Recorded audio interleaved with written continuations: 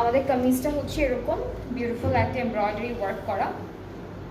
এই যে এটা হলো কামিজের ফ্রন্ট পার্ট, এমব্রয়ডারি ওয়ার্ক।